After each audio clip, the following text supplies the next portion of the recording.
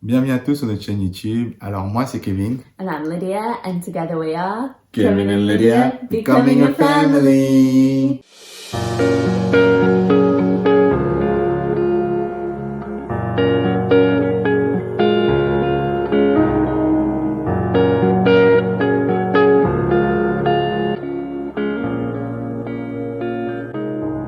Bienvenue à nouveau sur notre chaîne YouTube.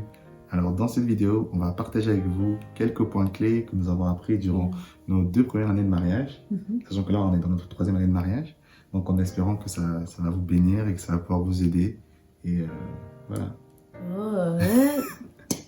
Before we jump into the video, if you're watching this and you're like, I'm liking these two, I'm liking the vibe, I'm liking what they're bringing to the table, hit that subscribe button, join the fam, join us. If you're liking this video already, just pause, press click, it'll go boom, liked. And then if you ever want to watch it again, it'll be in your liked videos. So easy for you to find again. Oh my goodness. And after, you know, if you're enjoying it and you think this can bless somebody else, share it. Because, you know, we all want to hear Kevin and Lydia becoming a family. So this is something that we had to learn in our first year of marriage. But I will say that this continues throughout the first, the second, the third. And forever. And forevermore in your marriage. And it might sound like a broken record, I'm sure you've heard this point around, but communication. It is just so important. Je dirais c'est la chose la plus importante. Yeah. Is one of the... Everything falls from it. C'est ça. And it's not just because you need to talk to the other person, you know, it's nice to say good morning in the morning and, you know, how did you sleep? Not simply that. When two of you are becoming one and your lives, your 2 separate lives have become one life and you're growing together, and yes, with the years, you find a better rhythm, you flow better, you work better as a team, and you have become one in God's eyes, but you're not inside the person's head. So I have fallen guilty to this many times, that I would do things or say things that I expect Kevin to be, you know, with me, but I'm like, oh yeah, it's not in my mind. Put my expectations on him, or even I just think he knows what I'm doing or trying to tell him, but I didn't communicate it to him. I didn't explain myself to him. On n'est pas des devins, hein. Comment, si tu dis pas à ton mari ou ton mari, tu dis pas à ton épouse ce qui va là-dedans, la personne va pas savoir. Yeah. Clairement. Parce que Lydia a dit, vous avez 2 vies, vous avez été élevés de manière différente, je pense. Exactly. Vous n'êtes pas dans la même famille. Donc, vous emmenez vos 2 vies ensemble. Si vous ne communiquez pas, ça va être très compliqué. Si toi, dans ta tête, tu es fâché, tu penses que tu dois savoir ça, tu as des attentes en fait. On a chacun des attentes. Parce que quand tu rentres dans un mariage, on va dire non, tu as chacun des attentes que tu attends que l'autre personne fasse ça ou pas. Donc quand la personne ne fait pas, toi tu es là, tu es énervé, mais si tu lui as pas dit ce que tu attendais, elle t'a pas dit ce qu'elle attendait de toi, comment vous allez savoir? Donc c'est important de communiquer sur tout.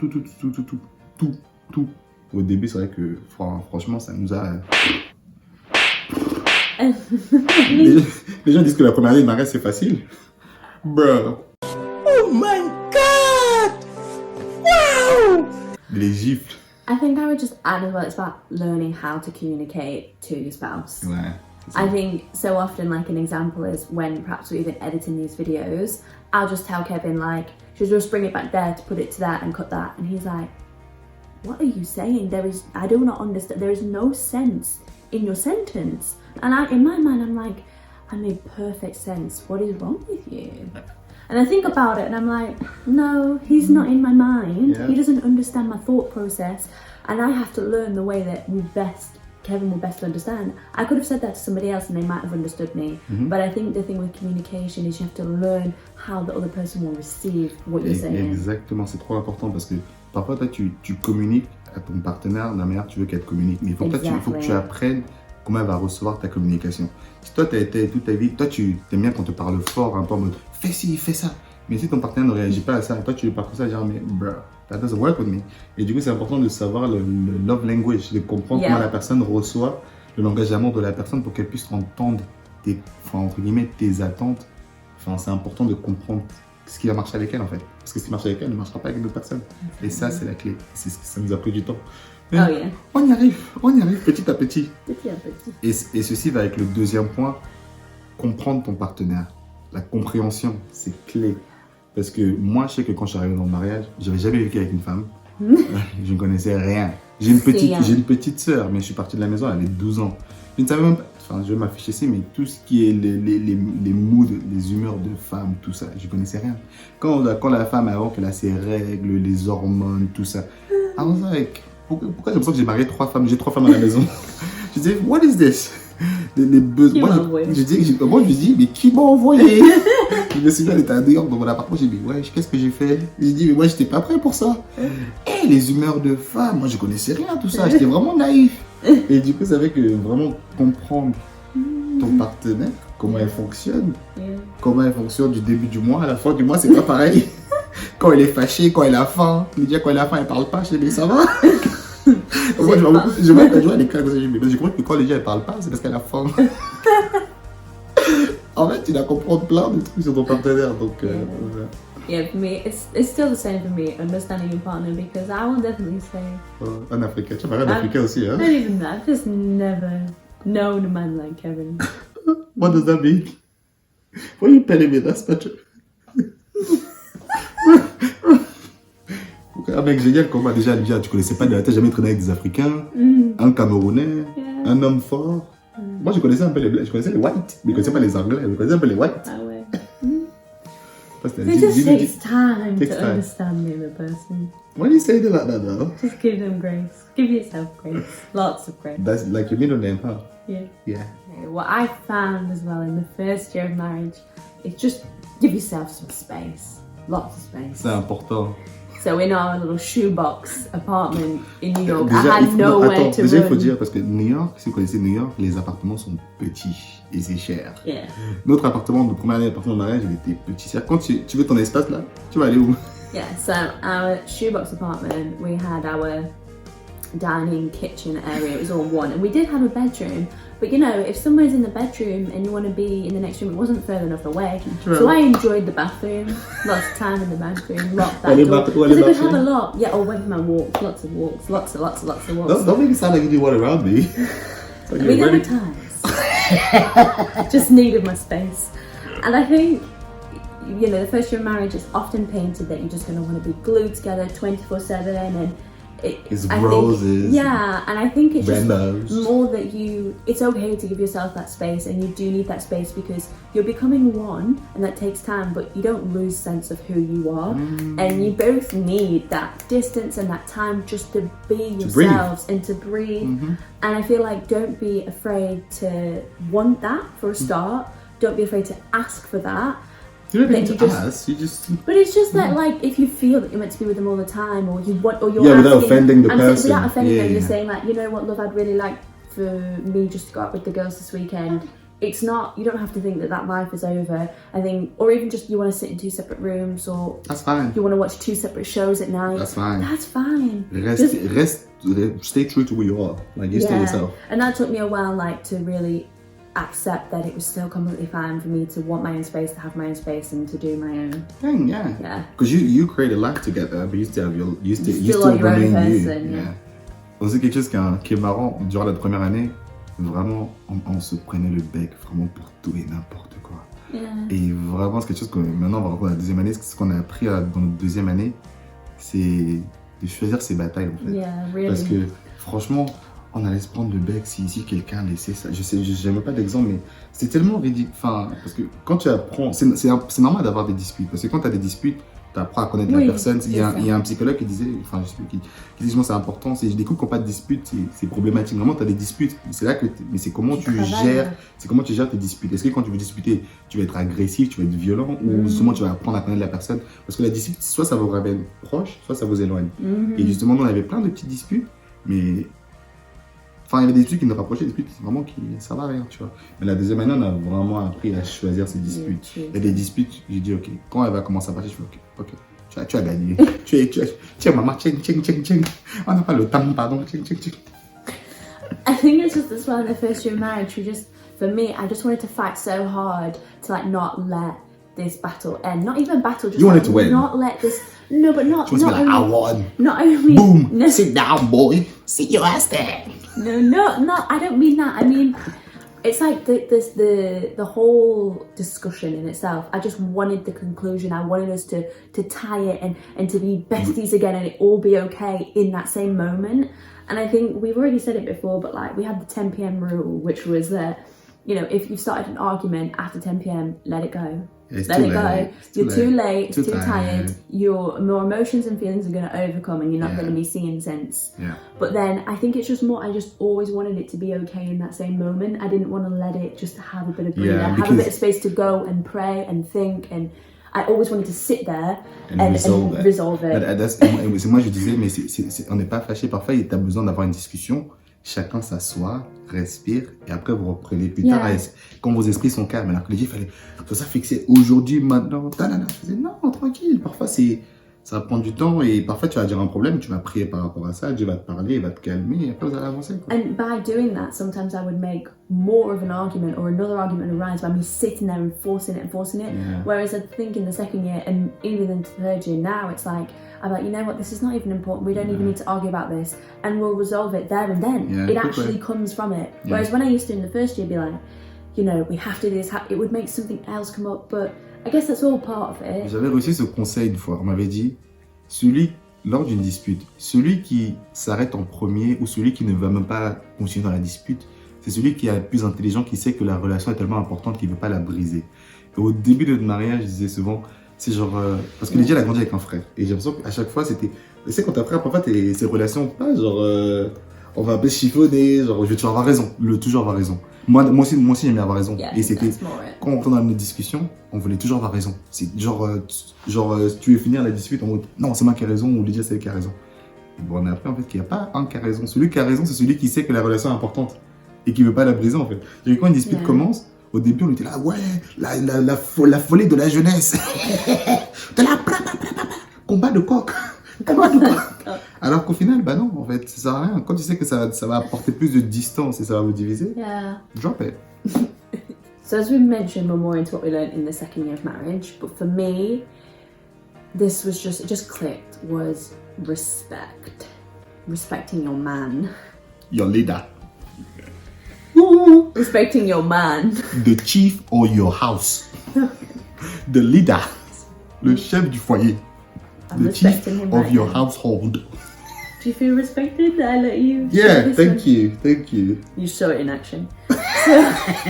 No, but respect is both ways, obviously. Yes, but for me, it's not just like respecting him, letting him be the man. It's a biblical way. What does that mean, respecting him, letting him be the man? It's respecting him in every area of his life. And by that, essentially, yes, it means letting him be the man, but there's so much more profound that I believe the way that God created a man is that they need that to function. And just that, I think you're going to touch on it next, but just the way that we need to feel loved. A man needs to feel respected so that he can shine and excel in all the areas of his life, whether it's respecting him in his job, respecting him in his chill time, respecting him in the bedroom, respecting him in being a parent, just respecting him. Trying to think of a way to not just say by respecting to let him be the man, because what does that really mean? I think for me it's like just showing him the honour and the grace of like to be the man that God created him to be, and like let that come out. But what I mean by all of that, because also in the Bible, all it says for wives is just to respect your husbands, and you're sort of left pondering, what is that? But I think it's more about honour, and for me, it's about honouring Kevin, just to let him to rise, to flourish, to excel. And if I bring an idea, like hear me and listen to me, like just giving him the floor sometimes and letting whatever you have come out and be heard. Whereas sometimes I'm not going to speak for all women, but I know that, you know, we sometimes want to, perhaps if you had an idea to bring that, I was thinking of the same thing, but what I thought was blah, blah, blah, blah. And like we can just jump on them too quickly when I didn't respect Kevin and letting him bring what he had to the table.